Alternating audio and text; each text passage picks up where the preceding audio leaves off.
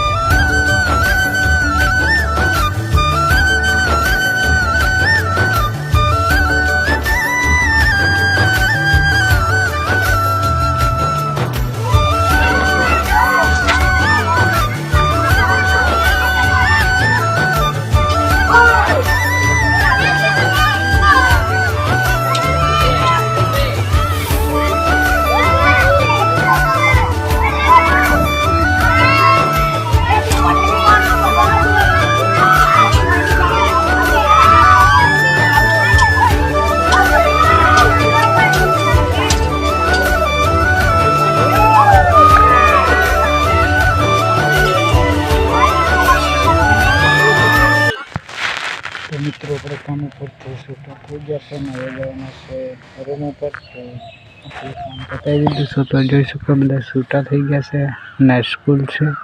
तो चलो जईए रूम पर आ गया से। अत्यारे चलवा આપણે ફરીથી પી લીધી છે અને મસ્ત હવે આપણે નાવાનું બાકી છે। તો નાહી ધોઈ પછી ખાવાની વ્યવસ્થા કરવી પડે। અને આગળ જો આ ગોદડા બધું છે। અને એક વસ્તુ તમને હું કહું કે